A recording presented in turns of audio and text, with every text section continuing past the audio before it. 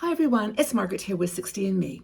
Hope that you're doing well today. My topic is one that I think a lot of people are interested in, and it's about loneliness and isolation and how to build a supportive community as you get older. Now, I don't know whether it's just the season or the time in your life or what's going on in the world, but there seems to be a lot of women recently who have been sending me messages about this feeling of isolation, that they're just not feeling connected. And some of it is described as just not wanting to get out. I mean, just not wanting to do anything, just preferring to stay home and be in a quiet, controlled environment. But then on the other hand, this kind of aching for meeting new people and making new friends and getting out into the world. So this human need for connection, for love, acceptance, understanding is just so natural. I mean, it's nothing that you should feel bad about. It's what we're kind of made to do. And it's kind of the world that has evolved around us that's prevented us in some ways for that happening. Families are living in different cities, different countries. Our friends that we had, when we were younger and maybe with having children and being involved in a workplace, they're just not there anymore, so it's a completely different environment. And I think that it's really, a time to start nurturing connections in other more creative ways. Now, 60andMe is here. We are a community of about, 500,000 women come to our website now. So we're a big community. And I think we all share a like-minded awareness of the challenges of aging. And that's kind of why I started 60andMe 10 years ago. But there are a lot of other groups now. And I've, on my YouTube community page, which if you're not familiar with, if you're watching this on YouTube, of course, there is a community page. There's a tab at the top of the videos, and you can go there, and we have daily chats that are kind of outside the videos. They're just, communications, questions, sharing. And one of the things that I've been doing recently is featuring other groups, other women that are doing blogs and videos and talking about the aging process. And it's kind of the fun of knowing that we're not facing these challenges alone. There's lots of other women that are doing really cool things and mostly just sharing their lives. That's kind of what it's all about. Lifestyle, it could be fashion, beauty, well-being, travel, but they're all doing kind of niche things, and some are doing, very much like we're doing here, just talking about stuff that's important.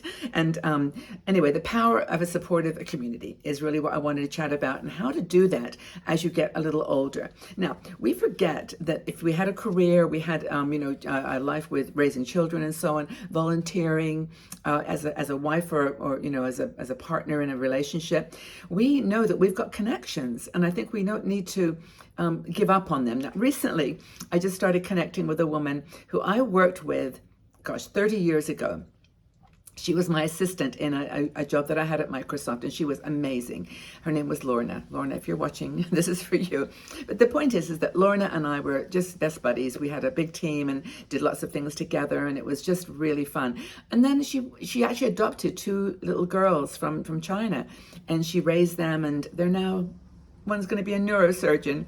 Unbelievable. But anyway, the point is that Lorna and I lost track. And I kept in touch with her. I saw her on Facebook, and I saw the things she was doing, but I didn't ever send a note. I didn't say, "Hi, Lorna, how are you doing?" Turns out that she's become an artist now. She's moved away from corporate world, and she's a very good artist, actually. And she's going to be launching her own business. Her daughters are now graduating and in the workplace. And I just thought to myself, as I was chatting with her yesterday online, we weren't talking, we were just texting, was just how a simple email to someone on a website that you still are familiar with, your older friends, older not in the sense of age, but you knew them before. Just a quick, what are you doing these days? How are you? It makes all the difference. And you might revive a friendship or a conversation that you didn't even ever expect you were going to have. And I was so pleased to connect. Now, I do have a lot of friends on Facebook, where I just from my workplace have continued, Instagram also. So there's channels. I mean, even putting aside 60andMe and all of our channels, there's just lots of other places that you can go to get a supportive relationship. Finding a supportive group in your own neighborhood, though, is another whole thing. Now, a lot of women ask me, why doesn't 60andMe have chapters or ambassadors around the world where you can reach out and connect. Well, we grew so fast that became almost impossible with like 200,000, 230,000 here on YouTube. And as I mentioned, like really hundreds of thousands of women on the website. It was just going to be a big job that require staff and it require organization. And we're just not that kind of community. We are community driven. We don't charge a membership fee. We look for our Patreon supporters and others and our advertising and so on to support us. But we knew that would take a lot of coordination and expense. And we thought that better to let women find themselves by either starting like a meetup group. I did one for train journeys lovers. It said older women over 50 who speak English in my place, who have a passion for trains. And just start a meetup group. You in your own city or town, you will be amazed, surprised how many people there are that might be interested in what you are interested in: reading, pottery, art, going to theaters, going to art galleries, walking, singing. There's just so many. And just have a go. Try to find someone. But also there's local community groups. There are churches and religious groups. And there are also the, kind of groups that have formed around a craft, like I think it's the Rotary Club and those types of groups, but they're everywhere. And you have to just dive in, like I was speaking about Lorna. They're not going to find you invisibly. Like you have to get out there and start looking around. Volunteering is a great opportunity, not for everybody, because I think what is coming out in conversations from people on the 60andMe page is that a lot of you are quite introverted. When we've had like busy lives and we're quite confident in ourselves, but a lot of us, and I include myself in this a little bit too, because I feel like I'm not completely, kind of extrovert all the time. I may appear it. I'm not. I'm quite an introvert too. So nurturing the connections that you've got, but be open to new friendships, be open to new connections. And most of all, I think the most important thing connection tool I think that we've got is technology. Now you may think, oh, I don't really want just a lot of, people online that are my kind of, acquaintances. I would rather, be more in an intimate relationship where someone shares my passion or, someone has a local connection or whatever. But technology can be a really fun place. You can virtually travel together. There are lots of groups that are traveling as groups, which is one of the trends that tends to happen as you get a little bit older. So, creating that kind of online supportive community, it can be really, really helpful. And it's amazing how close you can get. We have a Patreon supporters group where women, we meet twice a week in a kind of a live show, and you will be surprised how many women, connect with each other, and several have gone on cruises together. They're checking out, coffee meetings. But if you're interested in that, check out our Patreon group. It's patreon.com/60andme. And we have these live shows twice a week. So it's kind of a really good way. If you say, do you have any, sometimes I get messages saying, do you have any women living in the UK that I can connect with?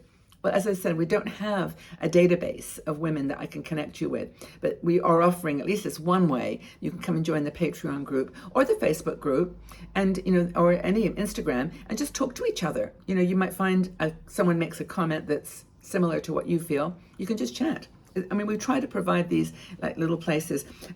You can create a local connection even in places that you might not expect, like senior communities.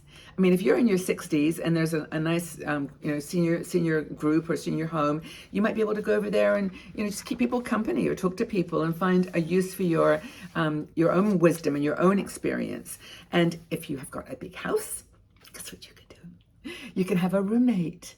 You've got these like maybe 3 extra bedrooms, and of course, it's a vetting process, and we've written several articles about this, so you're not going to jump in and be, nervous that you'll make some mistakes or not ask the right questions. We can guide you through that. There's plenty of articles that you'll find on 60andMe about finding a roommate. But that's another idea.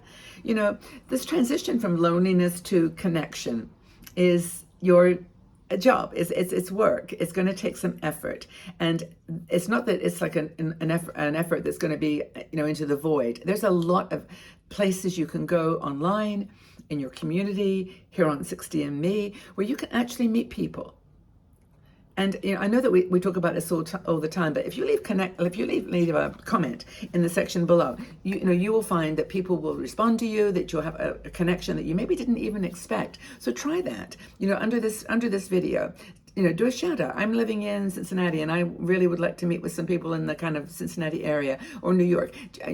Reach out, try, and see what comes of it. It's just an idea. I know it's hard. Trust me. I'm not preaching. I'm not judging. I'm just saying that some people like to be alone, and that's great. No problem. Others would really like to have some friends and connections and a supportive community, and that's okay too. Leave comments below. Tell us what you're thinking, what you think about this, and how you've made new friends and how you've reached out. I'd like to know. Okay, everyone, we'll take really good care. I respect and love all of you so much, and I really do hope you're okay. Stay well, stay strong, and go out into the world and shine. You can do it. Take care.